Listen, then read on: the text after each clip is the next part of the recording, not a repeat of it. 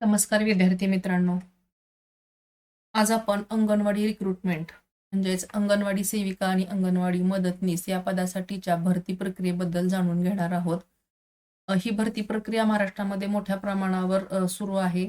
महिला आणि बालविकास विभागाच्या अंतर्गत ही भरती प्रक्रिया होत असते. या भरतीसाठी 5,639 अंगणवाडी सेविका आणि 13,243 अंगणवाडी मदतनीस यांची भरती प्रक्रिया सुरू होणार आहे. ही प्रक्रिया कशी आहे किंवा याच्यासाठीची पात्रता, शैक्षणिक पात्रता, वयाची अट इत्यादी बाबतची माहिती आपण या व्हिडिओद्वारे जाणून घेणार आहोत. तत्पूर्वी तुम्ही आमच्या व्हिडिओला लाईक करा, चॅनलला सबस्क्राईब करा. तसेच हा व्हिडिओ तुमच्या मित्र-मैत्रिणी आणि नातेवाईक यांच्यापर्यंत मोठ्या प्रमाणावर शेअर करा, जेणेकरून त्यांना याचा लाभ घेता येईल. तसेच तुम्ही कोणत्या शहरामधून किंवा खेडेगावामधून कुठूनही जरी तुम्ही हा व्हिडिओ पाहत असाल, तर तो कोणत्या गावातून पाहत आहात हे आम्हाला कमेंट बॉक्समध्ये लिहून कळवा. आणि आमचा व्हिडिओ हा तुम्ही शेवटपर्यंत नक्की पहा, कारण आम्ही या व्हिडिओमध्ये अंगणवाडी सेविका आणि मदतनीस या पदासाठीच्या ज्या काही पात्रता आहेत, अटी शर्ती आहेत आणि नियम आहेत, अर्ज करण्याची पद्धत आहे, याबद्दलची संपूर्ण माहिती दिलेली आहे. तसेच आमच्या चॅनलद्वारे आम्ही वेगवेगळ्या विभागामध्ये ज्या भरती प्रक्रिया राबवल्या जातात त्याबद्दलची माहिती वारंवार देत असतो. त्यामुळे तुम्ही आमच्या चॅनलशी अपडेट राहा, म्हणजे तुम्हाला नवीन भरती प्रक्रिया कोणत्या विभागामध्ये कोणत्या पदासाठी किती जागांची भरती प्रक्रिया सुरू होणार आहे हे तुम्हाला आमच्या या व्हिडिओद्वारे नक्की कळत जाईल आणि तुम्हाला त्याचा लाभ होईल. विद्यार्थी मित्रांनो, नोकरीच्या शोधात असणाऱ्या महिलांसाठी आनंदाची बातमी आहे. राज्य सरकारच्या महिला व बालविकास विभागाने अंगणवाडी सेविका तसेच अंगणवाडी मदतनीस या पदांची भरती करण्याचा निर्णय घेतलेला आहे.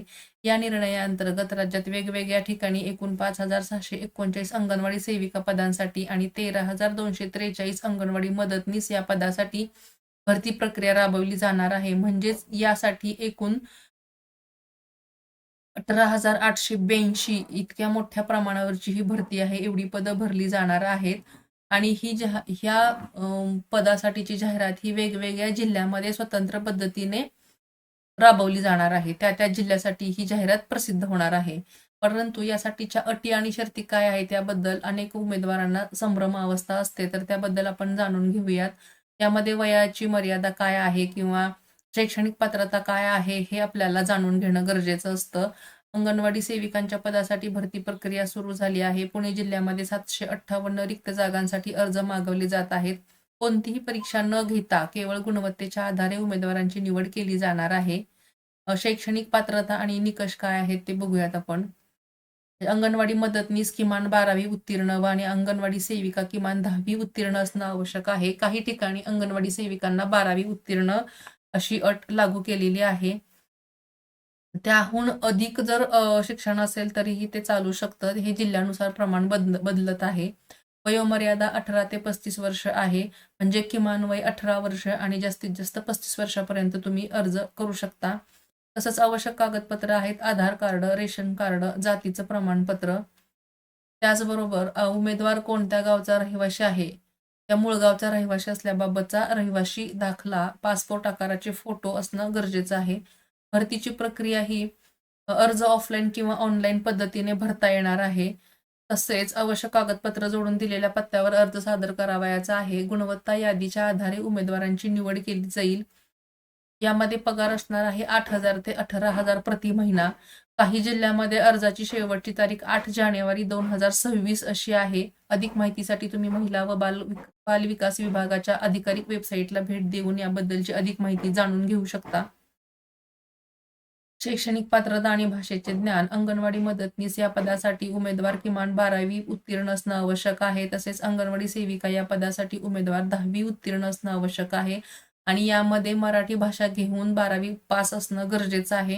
म्हणजेच शैक्षणिक अर्हतेपैकी किमान एक अर्हता ही मराठी भाषा विषयासह उत्तीर्ण असणं आवश्यक आहे. वयाची अट आहे अंगणवाडी सेविका आणि अंगणवाडी मदतनीस यांना वयोमर्यादा कमीत कमी 18 वर्ष आणि जास्तीत जास्त 35 वर्ष असणार आहे. विधवा उमेदवार असतील तर ही वयोमर्यादा 40 वर्षांची राहील.